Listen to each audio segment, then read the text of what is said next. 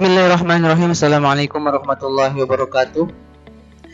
Bagaimana kabarnya anak-anakku semua? Semoga dalam keadaan sehat walafiat. Nah, kali ini kita akan mempelajari mata pelajaran administrasi sistem jaringan dengan materi sistem operasi jaringan untuk kelas 11 TKJ. Yang pertama kita bahas pengertian sistem operasi jaringan.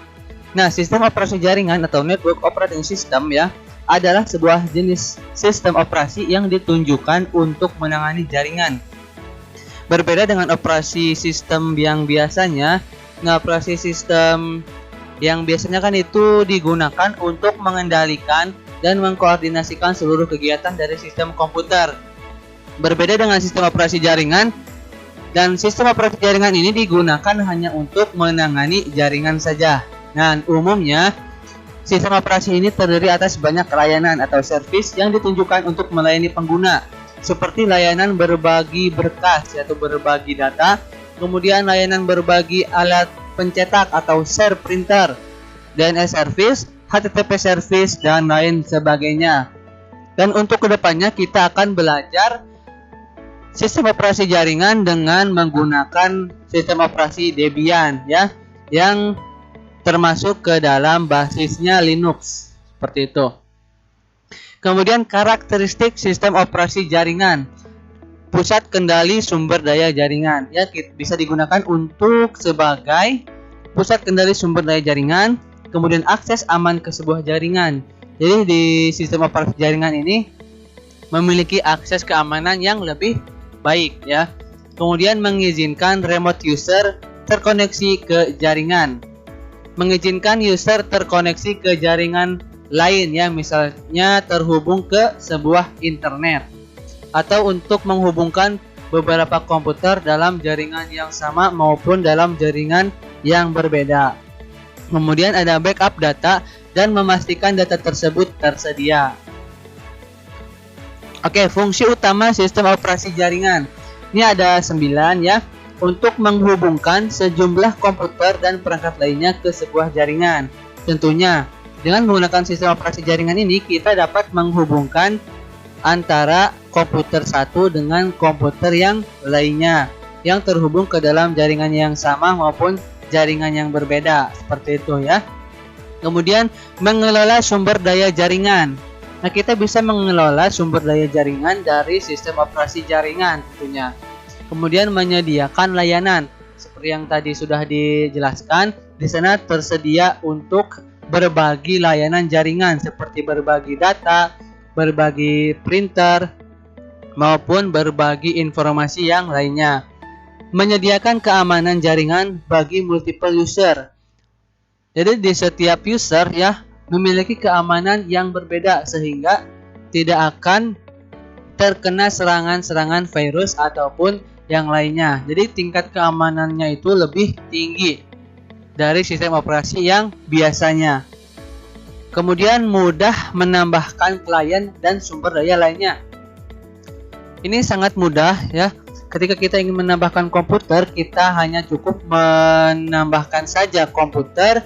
Kemudian kita gunakan media transmisinya menggunakan kabel LAN kabel RJ45 atau konektor RJ45 dan kabel LAN yang tipenya STP maupun UTP.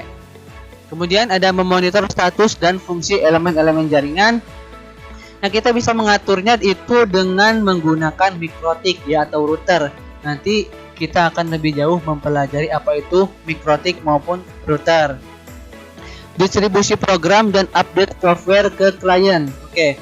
Nah, di sini juga kita bisa mendistribusikan sebuah program atau melakukan update software ke klien yang terhubung dengan jaringan kita, seperti itu.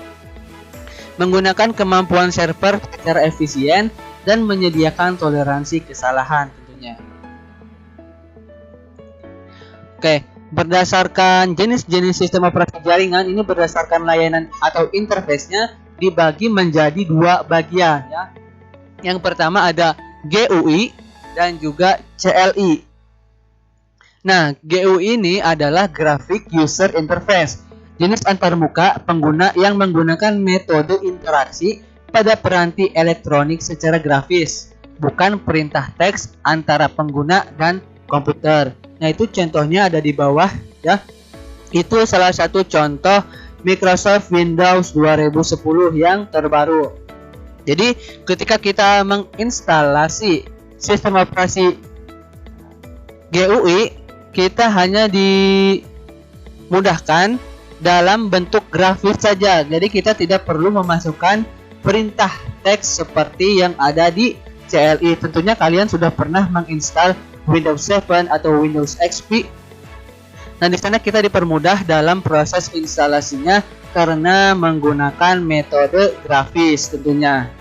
Kemudian, sedangkan untuk CLI atau Command Line Interface ini interface atau antarmuka berbasis teks yang digunakan untuk berinteraksi dengan perangkat lunak dan sistem operasi dengan mengetikkan perintah ke dalam antarmuka dan menerima respon dengan cara yang sama tentunya ya. Jadi perbedaannya dengan GUI adalah untuk CLI ini ketika kita melakukan proses instalasinya menggunakan perintah-perintah teks yang tentunya harus kita hafal ya. Ketika kita mengetikkan perintah ke dalam antarmuka, maka sistem pun akan merespon dengan yang sama dengan menampilkan teks perintah yang tentunya harus kita pahami dengan baik. Nah, di sana ada contohnya, itu ada di Debian server ya. Contohnya seperti itu. Ada warna biru untuk membedakan, kemudian warna putih, merah, dan ungu atau kuning ya. Kemudian berdasarkan lisensinya terbagi menjadi dua bagian. Ada closed source dan juga open source ya. Nah, untuk closed source ini perangkat lunak atau software yang dipublikasikan tanpa diberikan kode sumbernya. Pada software jenis closed source hanya terdiri dari file binary saja, tanpa adanya ruang untuk mengakses ke kode sumber software tersebut. Nah, untuk di closed source ini biasanya kita jumpai di Microsoft Windows ya, karena itu harus secara resmi agar kita terdata di perusahaannya, kita harus mengaktifkan ya kode atau menggunakan, misalkan kita di Windows 7, nah kita biasanya menggunakan aplikasi lagi untuk proses binarinya agar dinyatakan legal aplikasi atau sistem operasi yang kita gunakan. Kemudian ada open source. Nah, perangkat lunak software yang dimana kode programnya bersifat terbuka dan disediakan oleh pengembangnya secara umum agar bisa untuk dipelajari, diubah maupun dikembangkan lebih lanjut serta disebarluaskan, dan boleh bahkan untuk memperbaiki bug atau kesalahan pada program tersebut. Nah, contohnya ada di basis Linux ya. Untuk open source ini kebanyakan di basis Linux, karena di Linux ini kita bisa mengubah sendiri, memperbaiki bug, kemudian kita bisa membuat sendiri nama-nama sistem operasi yang kita kehendaki. Salah satu contohnya ada Kali Linux. Nah, untuk Kali Linux ini digunakan untuk melakukan hacking ya, dan biasanya digunakan untuk hacking untuk Kali Linux. Kemudian ada Linux Mint, itu untuk rumahan atau untuk pribadi. Kemudian ada juga Debian Server. Nah, Debian Server ini digunakan untuk melakukan setting jaringan pada sistem operasi jaringan. Dan kedepannya kita akan belajar Debian Server, dan setelah ini kita akan mencoba instalasi Debian Server menggunakan VirtualBox ya. Oke, untuk tugasnya kalian rangkum materinya dan kerjakan soal di layar ini ya. Sebutkan keuntungan dan kerugian dari sistem operasi dari closed source dan open source, dan juga tuliskan perintah dasar GUI. Nah, kalian kirimkan tugasnya dalam bentuk foto ke nomor saya dengan format nama, kelas, hari, tanggal, dan tugas ke. Semoga kalian paham, dan apabila ada pertanyaan kalian silakan tanyakan di WA saya. Terima kasih. Assalamualaikum warahmatullahi wabarakatuh.